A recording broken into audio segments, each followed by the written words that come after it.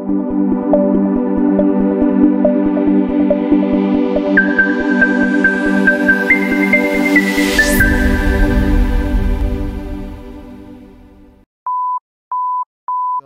Kabupaten Pasuruan. Karena untuk hari ini kita ada di program Bawaslu On Air, Bawaslu Mendengar.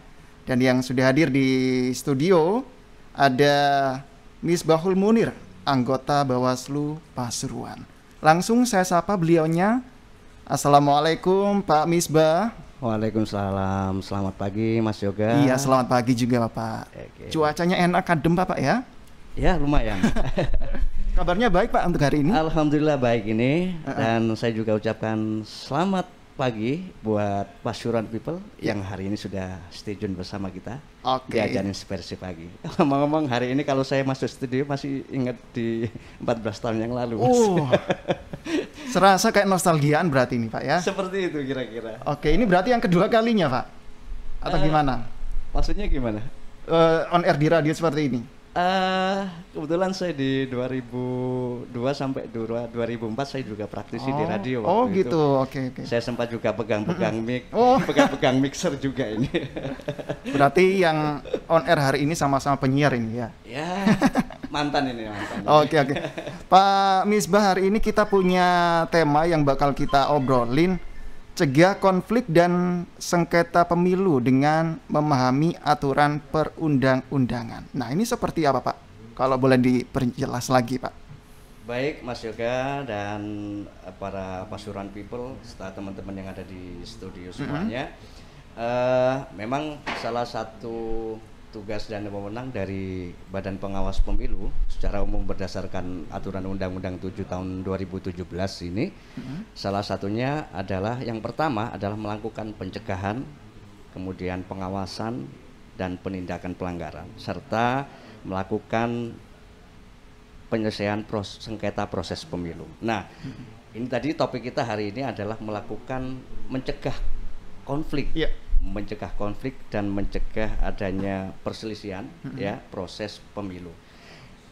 Kita cegah dulu ya. Memang utamanya kita hari ini adalah tidak hanya mengawasi, tetapi di redaksi awal adalah di aturan undang-undang pemilu tugas kita adalah melakukan pencegahan. Dicegah dulu biar tidak melakukan kesalahan, kan begitu. Setidaknya kalau ada melakukan pelanggaran itu nggak terlalu banyak dan tidak terlalu parah gitu Mas Yoga.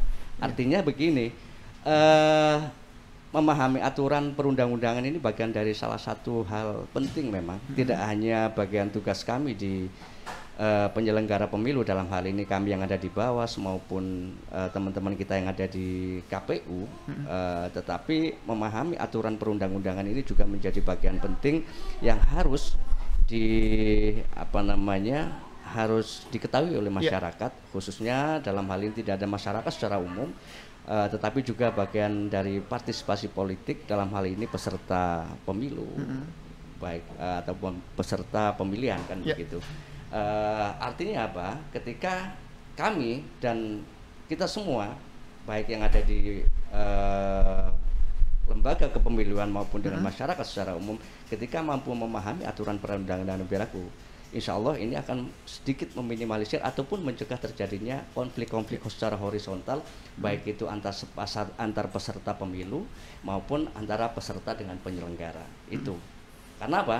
Yang kita lakukan selama ini sebagai penyelenggara adalah melakukan tugas dan wewenang kami berdasarkan aturan perundang-undangan yang berlaku. Jadi salah satu yang menjadi hal penting yaitu memahami aturan di Undang-Undang 7 tahun 2017 tentang pemilu.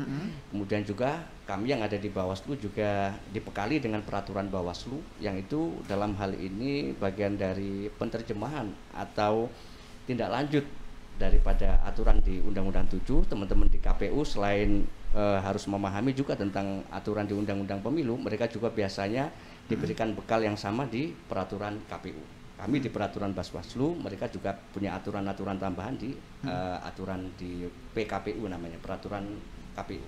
Begitu Mas Yoga. Oke. Berarti perundang-undangan ini harus dipahami untuk semuanya Pak ya, semua lapisan masyarakat Pak ya. Semua lapisan masyarakat. Nah, bagaimana untuk cara kawan-kawan KPU Kabupaten Pasuruan, kawan-kawan Bawaslu Kabupaten Pasuruan agar semua lapisan masyarakat ini bisa memahami apa saja yang sudah dilakukan sampai saat ini? Sampai saat ini beberapa hal yang sudah kita lakukan, mungkin di beberapa pertemuan sebelum-sebelumnya, beberapa teman-teman kami yang ada di bawah itu sudah menyampaikan beberapa hal yang sudah dilakukan, yakni adalah seperti yang sudah kita lakukan hari ini. Selain melakukan terus memberikan sosialisasi kepada masyarakat, baik melalui ormas maupun melalui lembaga-lembaga yang lain, mungkin sifatnya tidak terlalu besar, tetapi kita secara kontinu juga melakukan sosialisasi, dan kita juga saat ini terus mengembangkan program dari pemerintah atau dari Bawaslu RI terkait masalah SKPP itu, Mas, Sekolah Kader Pengawasan. Itu dalam artian juga memberikan pemahaman tentang bagaimana pengawasan-pengawasan, kemudian aturan-aturan yang nantinya juga harus setidaknya akan mereka berikan juga kepada masyarakat. Kami yang ada di kabupaten hanya 5 orang secara komisioner kan begitu. Berarti kami butuh teman-teman yang lainnya juga untuk memberikan sosialisasi yang sama. Makanya kita bentuk beberapa pertemuan-pertemuan sosialisasi, kemudian kita bentuk upkan tentang masalah sekolah kader pengawasan dalam rangka juga untuk terus memberikan ilmu-ilmu yang kita berikan itu untuk diterjemahkan kepada teman-teman, baik itu di organisasi mereka ataupun di lembaga-lembaga mereka, teman-teman ini, ataupun di masyarakat-masyarakat sekitarnya. Ini nanti kontinu, setidaknya meskipun ini tidak 100% sampai ke masyarakat hari ini, tapi setidaknya mewakili dari 50% itu sudah tersampaikan pada perwakilan-perwakilan mereka, begitu, Mas.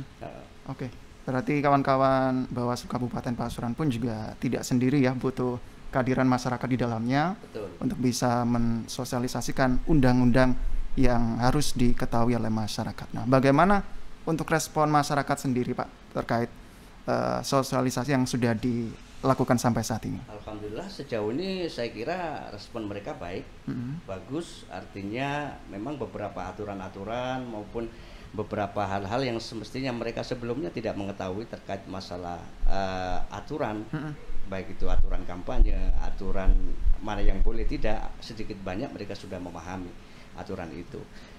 Yang kedua adalah bahwa kita juga dari Bawaslu sebenarnya berdasarkan aturan Undang-Undang 7 tahun 2017, salah satu tugas dan wewenang dari Bawaslu adalah salah satunya adalah selain melakukan pencegahan, saya bilang tadi pengawasan dan penindakan pelanggaran, salah satunya adalah yang mungkin masih belum banyak dipahami oleh masyarakat secara umum adalah bertugas melakukan penyelesaian proses sengketa pemilu, Mas.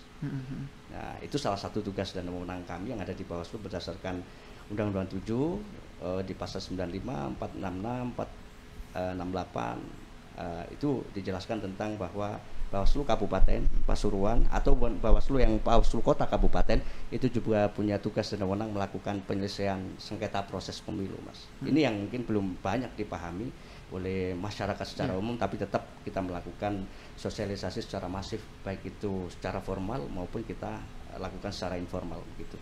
Nah, kalau misalnya sudah terjadi sengketa atau sebuah pelanggaran mungkin, Pak. Nah, kira-kira penyelesaiannya seperti apa? Alurnya seperti apa, Pak? Yang harus diketahui oleh masyarakat juga. Jadi begini, Mas Yoga dan para Pasuruan People, tugas dan wewenang Bawaslu yakni dalam penyelesaian proses sengketa pemilu. Prosesnya. Proses. Artinya proses ini kan di dalam tahapan. Nah, proses sengketa pemilu. Tapi kalau nanti proses hasil tidak masuk ranah kita, itu nanti masuk ranahnya Mahkamah Konstitusi biasanya. Kita ditugasi hanya untuk melakukan penyelesaian proses sengketa proses pemilu. Artinya di situ ada dua hal yang menjadi penyebab menjadi objek sengketa pemilu, yakni antara sengketa pemilu antar peserta. Antar peserta pemilu, kalau boleh saya terjemahkan, kalau boleh saya jelaskan bahwa peserta pemilu ini kan ada calon anggota partai politik ya, kemudian ada pasangan calon untuk pemilu pilkada, ada juga calon individu untuk DPD. Ya, ini adanya perselisihan dalam proses tahapan ini. Misalnya antar peserta ini ada namanya antar peserta, ada dua hal, yakni sengketa antar peserta, dan yang kedua adalah sengketa antara peserta dengan penyelenggara. Dalam hal ini adalah KPU. KPU karena mereka dirugikan secara langsung sebab penerbitan surat keterangan maupun berita acara.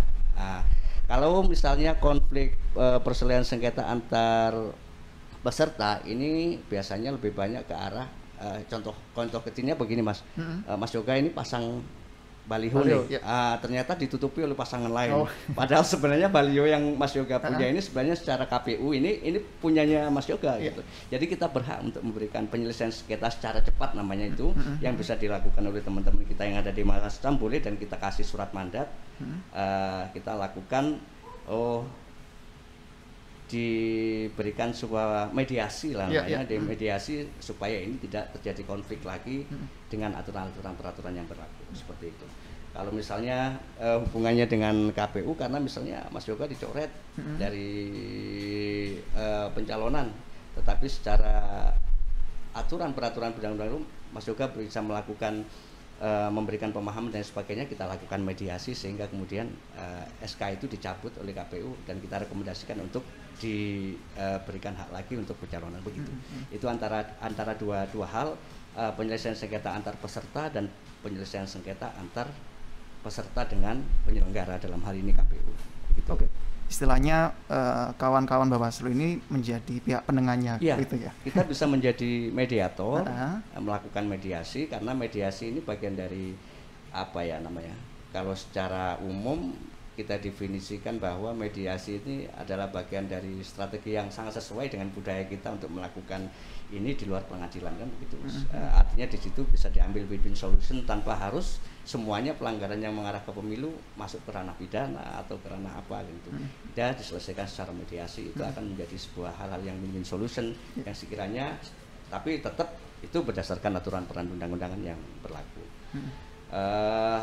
Seperti itu untuk yang prolog yang kita sampaikan hari ini. Artinya itu bisa disampaikan ke kami ketika nanti ada pengajuan untuk proses mediasi dan lain sebagainya, sampai kita punya hak juga untuk wewenang juga melakukan adjudikasi persidangan. Ketika proses mediasi musyawarah ini tidak tercapai kesepakatan, maka kita juga berhak melakukan sebuah proses adjudikasi dalam menyelesaikan sengketa itu. Kita sidang.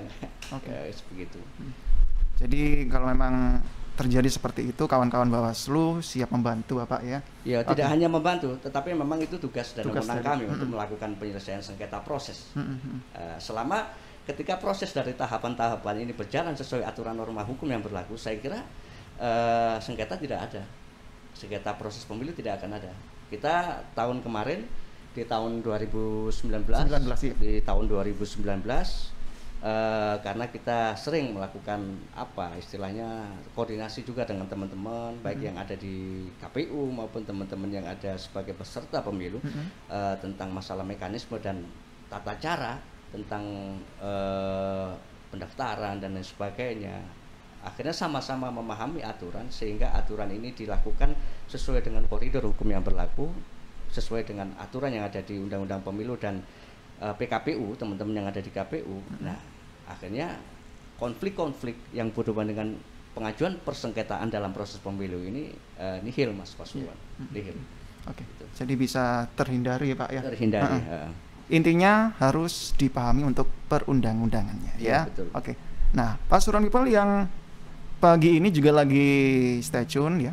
Anda boleh bergabung, kita ngobrol bareng hari ini. Ada Pak Misbah dari Bawaslu Kabupaten Pasuruan untuk program Bawaslu On Air, Bawaslu Mendengar. Anda bisa bergabung, Anda bisa menyampaikan undang-undang, bisa menyampaikan pertanyaan untuk hari ini. Langsung bergabung via WhatsApp 0811 30 60 107, dan Anda pun juga tidak hanya bisa mendengarkan untuk program Bawaslu On Air, Bawaslu Mendengar, bisa Anda tonton juga di channel YouTube dari Radio Suara Pasuruan ya. Untuk hari ini di program Inspirasi kita Selasa 23 November 2021. Dan obrolan menarik kita akan kita lanjut untuk sesi berikutnya, dan Pasuruan People juga harus tetap stay tune ya di program Inspirasi kita untuk segmen hari ini Bawaslu On Air, Bawaslu Mendengar.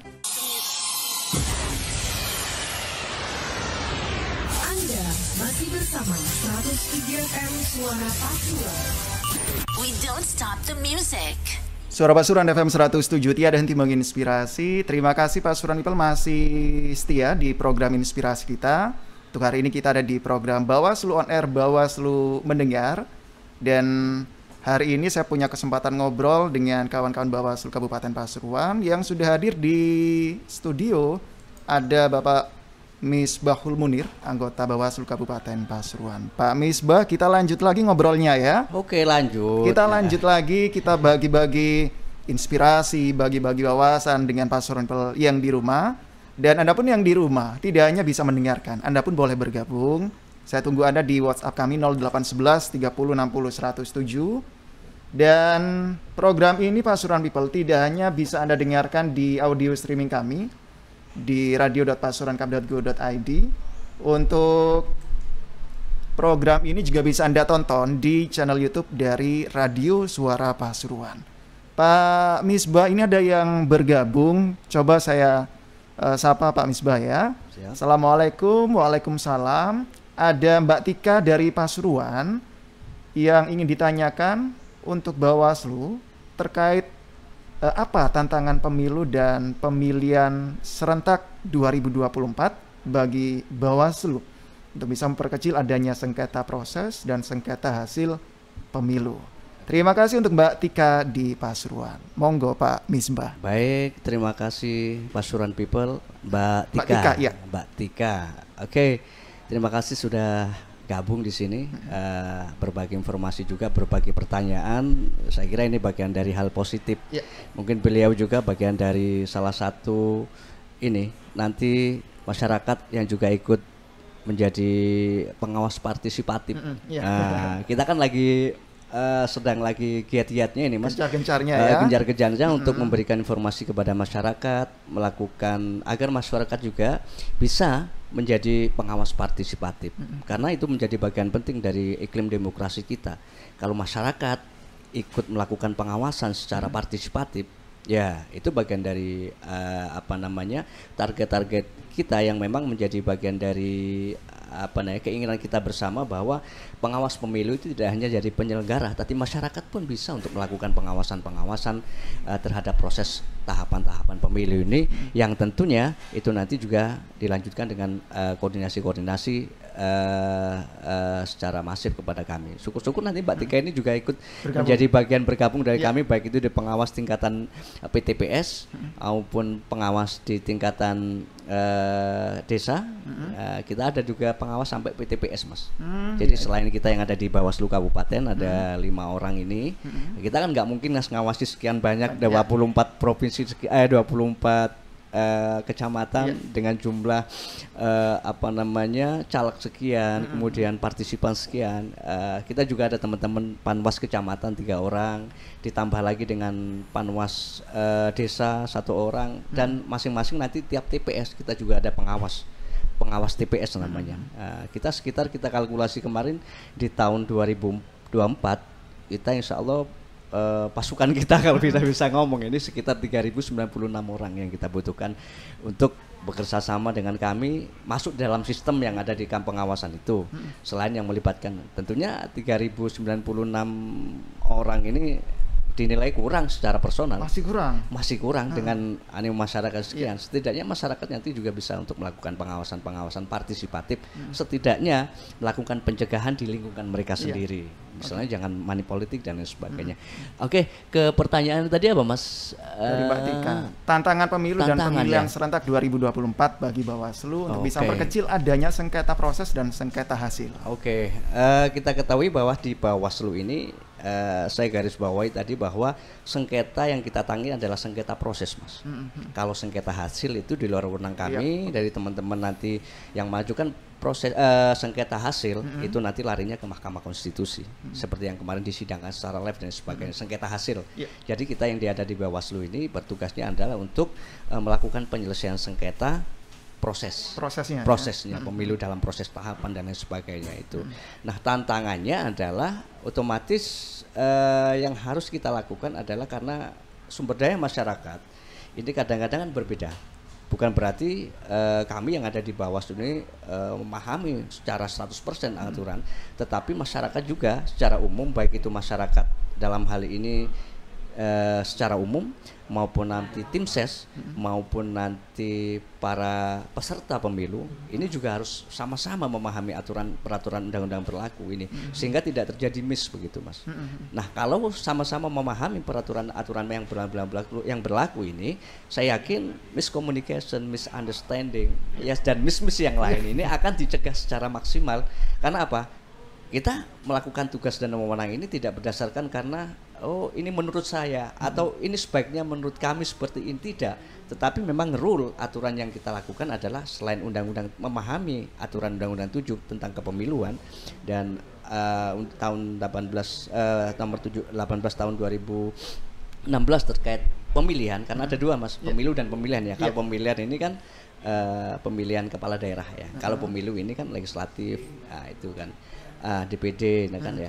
Nah, memahami aturan itu menjadi hal yang sangat penting. Tidak hanya menjadi syarat penting bagi teman-teman para partisipan, artinya caleg dalam hal ini, tetapi setidaknya ini juga konstituen mereka juga setidaknya dijadikan bisa diberikan pelajaran-pelajaran politik yang baik tentang aturan-aturan itu. Misalnya begini nih Mas, beberapa kasus yang kemarin ini yang terjadi di 2019 ada memang beberapa personal dari beberapa tim ses dalam hal ini protes ke kami nih. Karena apa? Misalnya kok pelanggaran kemudian punya saya ini secara administratif ada pelanggaran administratif ini, artinya baliho yang menyalahi aturan, tidak sesuai dengan peraturan KPU, pemasangannya kan sudah diploting, tapi mereka tetap maksa, misalnya di tempat sarana umum dan lain sebagainya. Akhirnya kita tertibkan. Nah, akhirnya mereka protes, Mas, punya teman saya ini kok nggak dibersihkan. Saya tak punya tim saya ini toh. Ternyata kan sebenarnya si caleg ini paham tentang aturan ini, tetapi tidak diterjemahkan kepada tim sesnya yang masang. Begitu. Ini contoh kecil aja sih sebenarnya, sederhana aja. Akhirnya terjadi dalam miss. Begitu. Jadi penting kolerasi antara baik kami yang ada di penyelenggara pemilu, teman-teman yang ada di KPU, teman-teman peserta pemilu serta tim yang ada di bawahnya juga memahami aturan peraturan berlaku.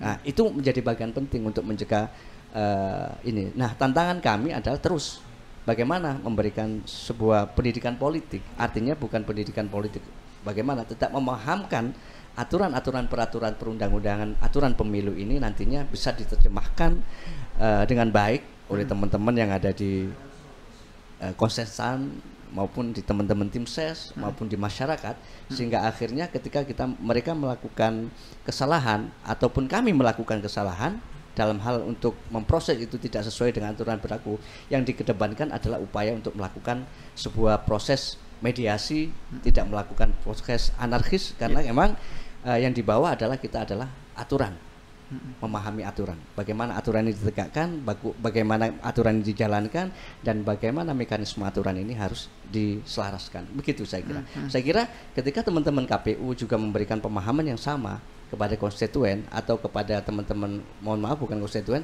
tapi mohon teman-teman masyarakat dan para peserta, kami di Bawaslu juga memberikan pemahaman yang sama tentang bagaimana peraturan Bawaslu terkait masalah mekanisme kampanye sesuai dengan yang dijelaskan oleh teman-teman KPU. Karena secara teknis begini Mas, teknis bagaimana misalnya kampanye, ini kan yang ngatur KPU nih, berdasarkan peraturan KPU. Kita juga mengawasi tahapan yang ada di situ melalui Perbawaslu. Ada tata caranya di situ. Itu ketika dua aturan ini sama-sama dipahami oleh kita dan teman-teman semua yang ada di luar kami, dalam hal ini peserta politik maupun teman-teman konstituen mereka, saya kira dinamisasi ini akan berjalan secara ya adem lah begitu Mas. Karena saya kira di 2019 saya yakin, saya husnudzon bahwa kecilnya adanya sengketa proses pemilu karena teman-teman di peserta pemilu dan masyarakat yang lainnya sudah mulai memahami tentang aturan-aturan itu, bahwa pemilu ini ketika ada protes ini tidak semata-mata hanya protes saja, tetapi harus juga diambil dengan data bukti material dan formil yang diperlukan untuk itu, karena tanpa itu kita juga tidak bisa masuk laporannya, kan begitu. Seperti misalnya di pengajuan permohonan proses sengketa. Ini kan ada juga beberapa mekanisme yang diatur. Yang terbaru adalah kita memegang di peraturan Bawaslu nomor 2 tahun 2020 tentang mekanisme atau ya tata cara bagaimana cara penanganan proses pemilu. Memang durasi untuk penyelesaian sengketa pemilu ini nggak sama dengan penyelesaian mediasi yang ada di pengadilan misalnya, yang waktunya bisa lama-lama, enggak. Tetapi kita untuk penyelesaian sengketa proses pemilu berdasarkan aturan peraturan Bawaslu ini kita memang dijatah 12 hari, Mas. 12 hari. Harus selesai ini. Harus selesai. 12, mohon maaf, bukan 12 hari, tapi 12 hari kerja saya kira. 12 hari kerja. Yeah. Okay.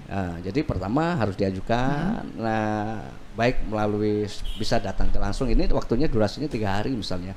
Kalau sejak kalau misalnya antar peserta pemilu dan penyelenggara itu berarti 2 hari sejak SK itu diterbitkan oleh KPU.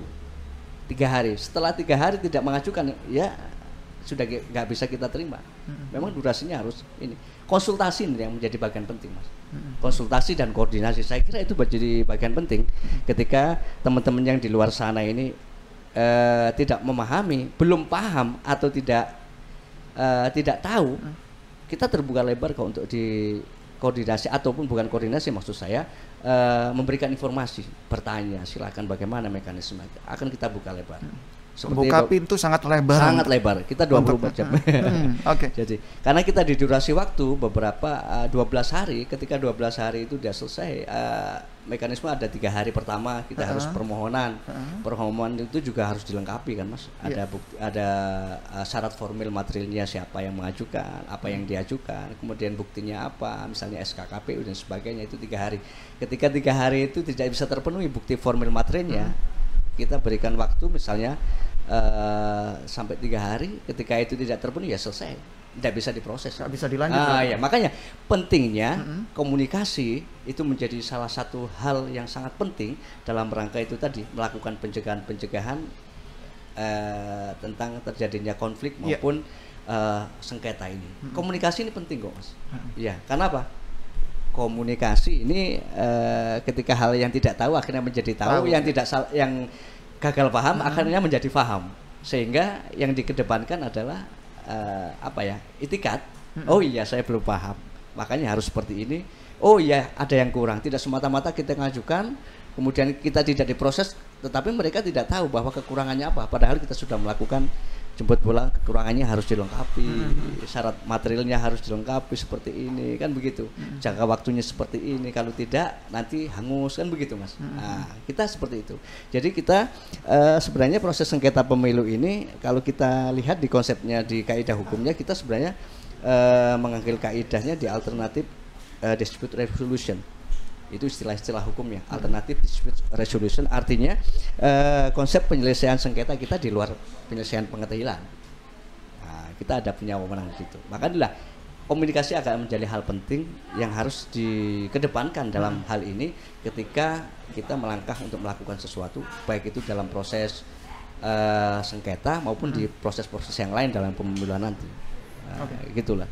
Ya. Oke, baik, seperti itu Pak Suranbipel. Nah, kalau untuk saat ini Pak Misbah, kita ada di tengah pandemi, adakah konsep-konsep yang beda dari kawan-kawan Bawaslu, terutama ketika untuk bisa mengajukan permohonan sengketa? Ada yang beda nggak Pak Misbah? Kita memang ada peraturan Bawaslu terkait teknik penanganan sengketa pemilu saat pandemi. Tentunya ya itu mungkin berbeda ketika tidak pandemi, tapi itu sudah diatur di Perbawaslu. Saya kira di Perbawaslu 2 tahun 2021 salah satunya kita bisa melakukan karena di penyelesaian sengketa ada 2 hal yang diutamakan, yakni adalah mediasi. Yang kedua, kita bisa melakukan musyawarah, baik itu terbuka maupun tertutup. Ketika mediasi ini bisa dilakukan secara virtual, kita sudah punya kaidah untuk itu, dan kita diperbolehkan berdasarkan aturan perundang-undangan berlaku untuk mengantisipasi proses ini. Tapi kalau seandainya proses secara offline bisa kita lakukan, dengan melakukan mentaati aturan protokol kesehatan dan itu memungkinkan, ya kita lakukan itu. Tapi kita bisa melakukan mediasi ataupun melakukan musyawarah ini by online, bisa kita lakukan sesuai dengan aturan Perbawaslu seperti itu.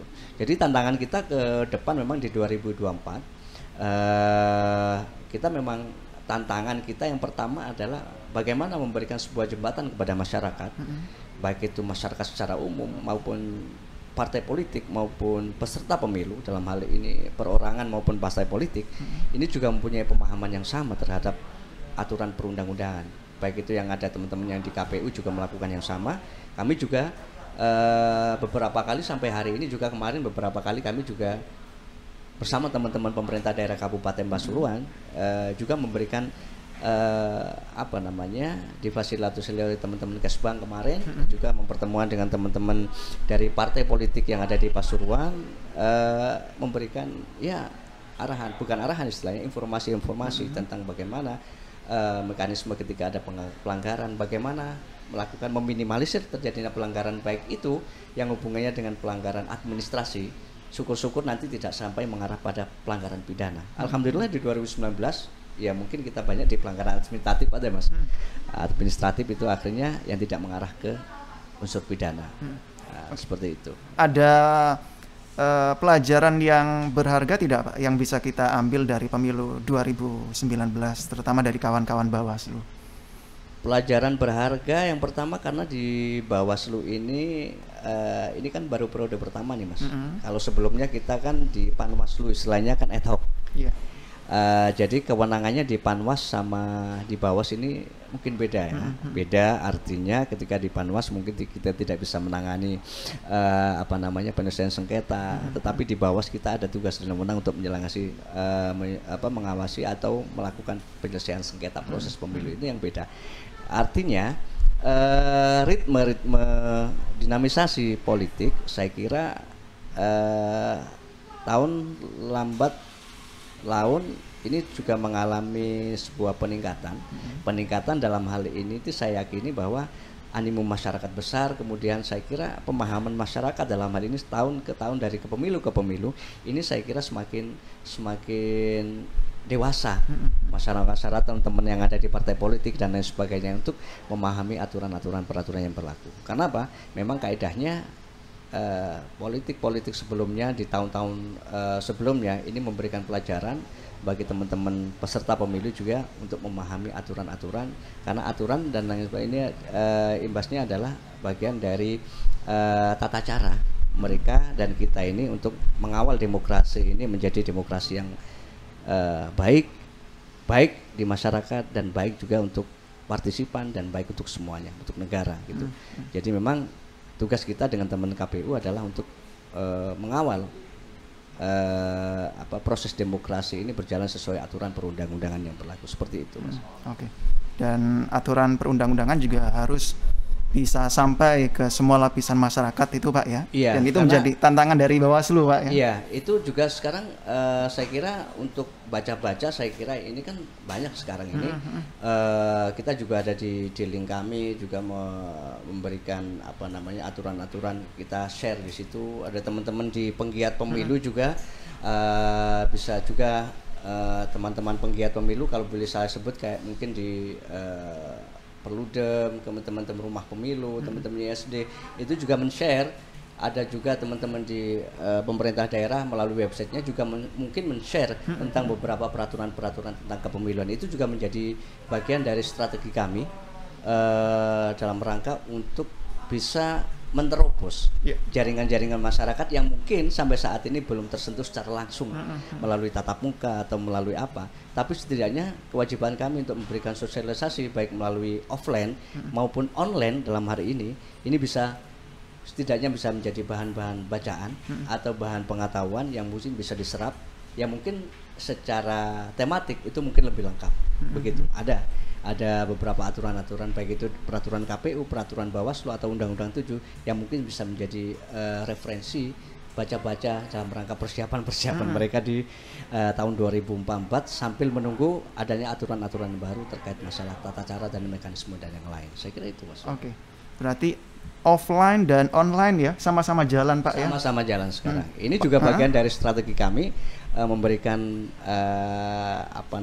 informasi kepada masyarakat meskipun tidak detail 100%, meskipun mungkin hanya 1 atau 2 orang yang mendengarkan, tapi setidaknya itu menjadi bagian dari tugas kami untuk memberikan informasi. Siapa tahu dengan ini Mas Yoga akhirnya menjadi tahu. Akhirnya Mas Yoga juga memberikan informasi kepada temannya. Akhirnya temannya juga memberikan informasi kepada tetangganya. Ini kan bagian dari getuk tular. Getuk tular ya. Nah, itu yang bagian dari sedikit strategi yang bisa kami lakukan hari ini. Yang dengan tidak henti-hentinya juga kita terus melakukan propaganda kepada masyarakat dalam hal itu untuk bisa menjadi pengawas partisipatif nantinya kalau toh seandainya mereka atau teman-teman ini nanti tidak berkenan untuk atau belum bisa untuk bergabung bersama kami di jajaran pengawas kepemiluan, begitu Mas. Oke, menarik sekali Pak Pasuruan People ya, menarik sekali untuk pembahasan hari ini yang sudah disampaikan juga oleh Pak Misbah dari Bawaslu Kabupaten Pasuruan. Pak Misbah, kita sudah di penghujung program untuk hari ini. Monggo ada pesan-pesan terakhir untuk Pasuruan People yang di rumah yang lagi mendengarkan. Closing statement. Iya, monggo. Oke, artinya memang memahami aturan dan perundang-undangan dalam konsep apapun itu sangat penting. Karena dengan memahami aturan perundang-undangan itu akan menjadikan diri kita lebih dewasa dalam memahami ketika terjadi konflik, terjadi apapun, tetapi dengan memahami aturan kita juga akan menjadi pribadi yang dewasa dalam menentukan sikap. Saya kira itu. Oke, Pak Misbah, mantap. Terima kasih untuk hari ini. Terima kasih Mas Yoga dan Pasuruan People semuanya yang sudah berkenan untuk mendengarkan suara Pasuruan hari ini di Inspirasi kita. Kapan-kapan ngobrol lagi Pak Misbah ya. Sukses untuk Pak Misbah dan kawan-kawan Bawaslu Kabupaten Pasuruan. Terima kasih. Terima kasih untuk waktu dan sudah main-main ke studio kami ya. Terima kasih Pak Misbah. Terima kasih. Assalamualaikum warahmatullahi wabarakatuh. Waalaikumsalam. Terima kasih untuk Pak Misbah dari Bawaslu Kabupaten Pasuruan untuk program Bawaslu On Air, Bawaslu Mendengar. Kobar semangat kami tak akan berhenti. Ayo awasi